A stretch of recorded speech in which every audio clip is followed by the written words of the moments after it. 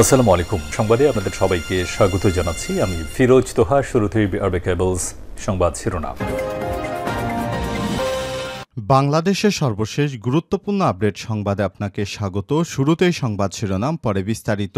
শুরুতেই জানাবো, গোপন আস্তানার সন্ধান, বান্দরবনে সেনাবাহিনীর সঙ্গে বন্দুকযুদ্ধে কেএনএফের ৩ সন্ত্রাসী নিহত। বান্দরবনের রুমা উপজেলার গহীন জঙ্গলে কুকিচিন ন্যাশনাল ফ্রন্ট কেএনএফের গোপন আস্তানার সন্ধান পেয়েছে সেনাবাহিনী। গভীর জঙ্গলের ওই আস্তানায় অভিযান চালিয়ে সেনাবাহিনীর সঙ্গে বন্দুকযুদ্ধে কেএনএফের ৩ সদস্য নিহত হয়েছে। ও এলাকায় সেনাবাহিনীর টহল জোরদার করা হয়েছে।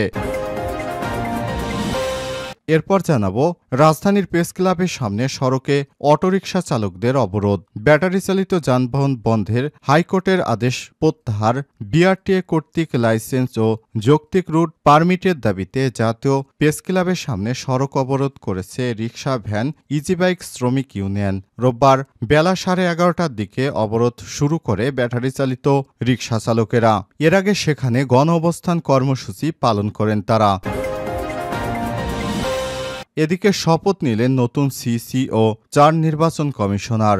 নবনিযুক্ত প্রধান নির্বাচন commissioner CC ASM Mohammad Nasir Uddin ছাড়াও ৪ নির্বাচন কমিশনার ইসি আনুষ্ঠানিকভাবে শপথ নিয়েছেন। রোববার ২৪শে নভেম্বর দুপুর ১:৩০টার পর সুপ্রিম কোর্টের জাজেস লাউঞ্জে তাদের শপথ পাঠ করান প্রধান বিচারপতি ড. সৈয়দ রেফাত আহমেদ। এদিকে মতিঝিলে ডাকাতির প্রস্তুতিকালে ৩ জন গ্রেপ্তার।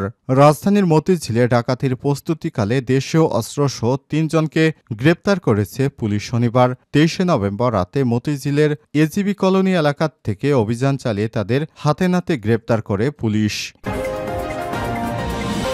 এদিকে নিষিদ্ধ ছাত্রলীগের ঝটিকা মিছিল আটক ৬। নেত্রকোনার পূর্বধলায় প্রতিবাদ মিছিল করেছে নিষিদ্ধ সংগঠন ছাত্রলীগের নেতাকর্মীরা। এই ঘটনায় ৬ নেতাকর্মীকে আটক করেছে পুলিশ। এবং সর্বশেষ জানাবো, সরকারের কঠোর হুঁশিয়ারি উপেক্ষা করে দলে দলে ইসলামাবাদে ছুটছে পিটিআইয়ের নেতাকর্মীরা।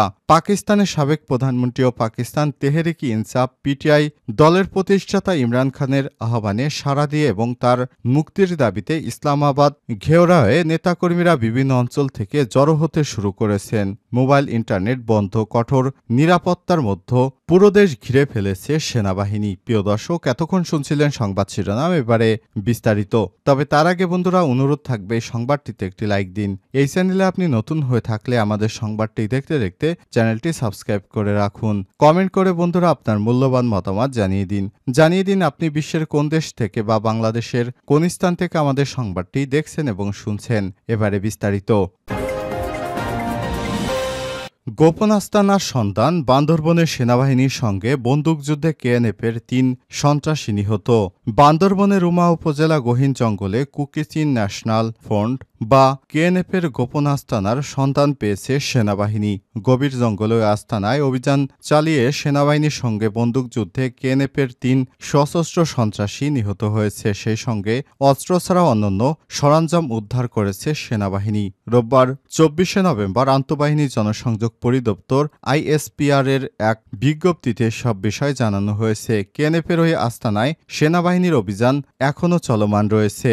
আইএসপিআর জানায়, রুমা উপজেলার গহীন জঙ্গলে কেএনএফের গোপন আস্তানায় অভিযান চালিয়ে সেনাবাহিনীর সঙ্গে বন্দুকযুদ্ধে ৩ কেএনএফ সন্ত্রাসী নিহত হয়েছে। এই ঘটনায় অস্ত্র ছাড়াও অন্যান্য সরঞ্জামাদি উদ্ধার করা হয়েছে। সেনাবাহিনী ব্যাপকভাবে অভিযান চালাচ্ছে। যে কোনো সন্ত্রাসীকেই সেনাবাহিনী ছাড় দিবে না বলে জানিয়েছে সেনাবাহিনীর সদস্যরা।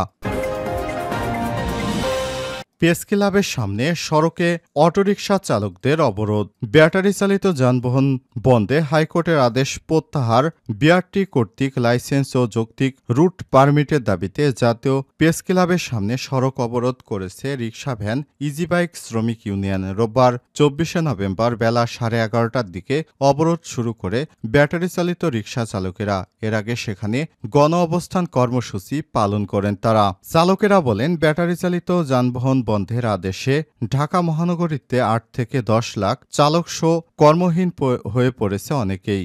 বিকল্প কোনো ব্যবস্থা না করে চলাচলে নিষেধাজ্ঞা দেওয়া হয়েছে, এটি প্রত্যাহার করতে হবে। এ সময় ব্যাটারি চালিত যানবাহন চলাচলের নীতিমালা প্রণয়ন এবং চালকদের ড্রাইভিং লাইসেন্স প্রদান ও আন্দোলনে আটক গ্রেপ্তারকৃতদের অবিলম্বে মুক্তির দাবিসহ বেশ কয়েকটি দাবি তোলেন তারা।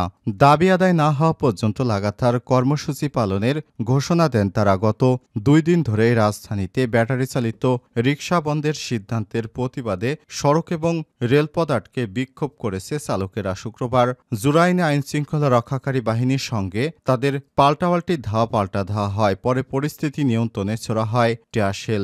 রেললাইন অবরোধ, পদ্মা সেতু হয়ে রেল যোগাযোগ বন্ধ থাকে ৪ ঘণ্টা। এ সময় চালকদের সাথে সেনাবাহিনী ও পুলিশ সদস্যদের ব্যাপক সংঘর্ষের খবর পাওয়া যায়।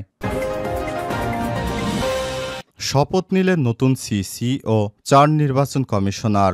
নবনিযুক্ত প্রধান নির্বাচন commissioner CC SM. Mohammad Nasir Uddin ছাড়াও ৪ নির্বাচন কমিশনার ইসি আনুষ্ঠানিকভাবে শপথ নিয়েছেন। রোববার ২৪শে নভেম্বর দুপুর ১:৩০টার দিকে সুপ্রিম কোর্টের জাজেস লাউঞ্জে তাদের শপথ পাঠ করান প্রধান বিচারপতি ড.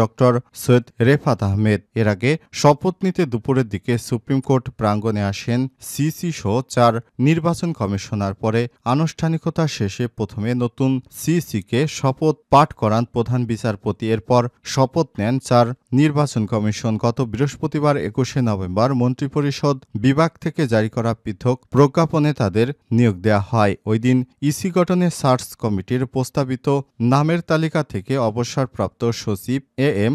নাসির উদ্দিনকে প্রধান সিসি করে গঠন করা হয় নতুন নির্বাচন কমিশন ইসি। নবনিযুক্ত নির্বাচন কমিশনাররা হলেন অবসরপ্রাপ্ত অতিরিক্ত সচিব মোহাম্মদ আনারুল ইসলাম সরকার, অবসরপ্রাপ্ত জেলা এবং দায়রা জজ আব্দুর রহমান মাসুদ, অবসরপ্রাপ্ত যুগ্ম সচিব বেগম তহমিদা আহমেদ এবং অবসরপ্রাপ্ত ব্রিগেডিয়ার জেনারেল আবুল ফজল মোহাম্মদ সানাউল্লাহ।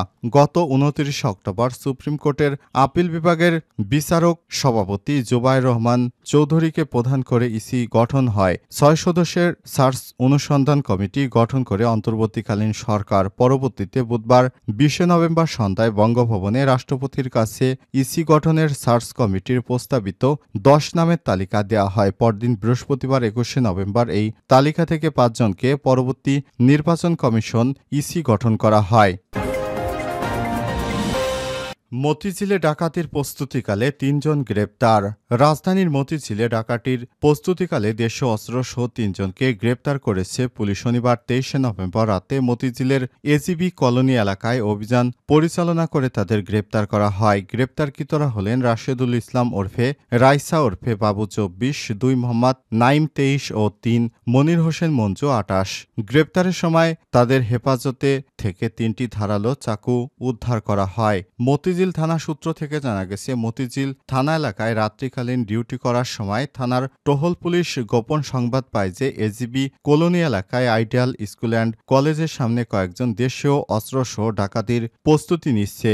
এমন সংবাদের ভিত্তিতে রাতে ঘটিকায় থানার টহল দল সেখানে অভিযান চালায়। পুলিশের উপস্থিতি টের পেয়ে দৌড়ে পালানোর চেষ্টার এক পর্যায়ে উল্লেখিত ৩ জনকে হাতে নাতে গ্রেপ্তার করে পুলিশ। গ্রেপ্তারের পর তাদের কাছ থেকে ৩টি ধারালো চাকু উদ্ধার করা হয়। প্রাথমিক জিজ্ঞাসাবাদে জানা যায়, গ্রেপ্তারকৃতরা ঘটনাস্থল সহ আশপাশের এলাকায় ডাকাতি করার জন্য উক্ত স্থানে সমবেত হয়ে প্রস্তুতি নিচ্ছিল। মতিঝিল থানা সূত্র থেকে আরও জানা গেছে, এই ঘটনায় গ্রেপ্তারকৃতদের বিরুদ্ধে মতিঝিল থানায় নিয়মিত মামলা করা হয়েছে। এছাড়াও তাদের বিরুদ্ধে রাজধানীর বিভিন্ন এলাকায় একাধিক মামলা রয়েছে। তাদের বিরুদ্ধে পরবর্তী আইনগত ব্যবস্থা গ্রহণ করা হবে।